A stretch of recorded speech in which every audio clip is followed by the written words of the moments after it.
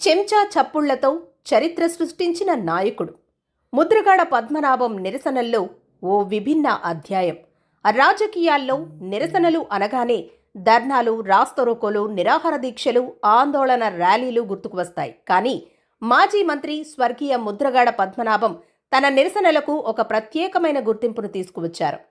ఆయన నిరసన తెలిపే విధానాల్లో అత్యంత విశిష్టమైనది స్టీల్ ప్లేట్లపై చెంచాలతో మోగిస్తూ ప్రజల దృష్టిని ఆకర్షించడం. ఇది కేవలం శబ్దం చేయడం కాదు, ప్రభుత్వానికి వినిపించే ప్రజల ఆవేదనకు ప్రతీకగా ఆయన దీన్ని ఉపయోగించారు. చేతిలో స్టీల్ ప్లేట్, మరో చేతిలో చెంచా పట్టుకొని మోగించే ఆ శబ్దం కేవలం నిరసన కాదు, అధికార వ్యవస్థను ప్రశ్నించే ప్రజాస్వరమని ఆయన భావించేవారు. కాపు రిజర్వేషన్లను, సామాజిక న్యాయం, ప్రజా సమస్యలు వంటి అంశాలపై ఉద్యమాలు చేపట్టిన సమయంలో ముద్రగడ పద్మనాభం ఈ నిరసన విధానాన్ని అనేకసార్లు అవలంబించారు. ఆయన పిలుపుతో వేలాది మంది ఒకేసారి తమ ఇళ్ల ముందే స్టీల్ ప్లేట్లు, గిన్నెలు, చెంచాలు మోగించి సంఘీభావం ప్రకటించడం అప్పట్లో రాష్ట్ర వ్యాప్తంగా చర్చనీయాంశమైంది. ఈ నిరసనకు మరో ప్రత్యేకత కూడా ఉంది. ఖరీదైన ఏర్పాట్లు, భారీ వేదికలు, మైకులు, బ్యానర్లు ఏవీ అవసరం లేదు. ప్రతి ఇంట్లో ఉండే ఒక స్టీల్ ప్లేట్, ఒక చెంచా చాలు. అందుకే పేద, మధ్యతరగతి మహిళలు, వృద్ధులు, యువత ఇలా ప్రతి ఒక్కరూ ఈ ఉద్యమంలో సులభంగా భాగస్వాములయ్యారు.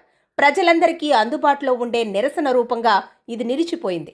ముద్రగడ పద్మనాభం నమ్మకమొక్కటే, ప్రజల గొంతు ఎంత బలంగా వినిపిస్తే ప్రభుత్వం అంత త్వరగా స్పందిస్తుందని.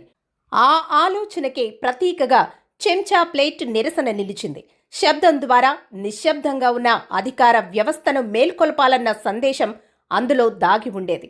ఆయన నిర్వహించిన ఉద్యమాల్లో ఈ నిరసన ఒక ప్రత్యేక గుర్తింపును సంపాదించింది. రాష్ట్ర రాజకీయ చరిత్రలోనే విభిన్నమైన ఆందోళనల రూపాల్లో ఒకటిగా నిలిచింది. ఇప్పటికీ ముద్రగడ ఉద్యమాల గురించి చర్చ వచ్చినప్పుడు ఆయన చేతిలో స్టీల్ ప్లేట్, మరో చేతిలో చెంచాతో ప్రజల మధ్య నిలబడి నిరసన వ్యక్తం చేసిన దృశ్యాలు ఎంతో మందికి వెంటనే గుర్తుకు వస్తాయి. అందుకే ఇటీవల రాజమహేంద్రవరంలో జరిగిన ముద్రగడ సంతాప సభలో జక్కంపూడి విజయలక్ష్మి ఇదే రీతిలో ఆయనకు సంతాపం వ్యక్తం చేయడం విశేషం.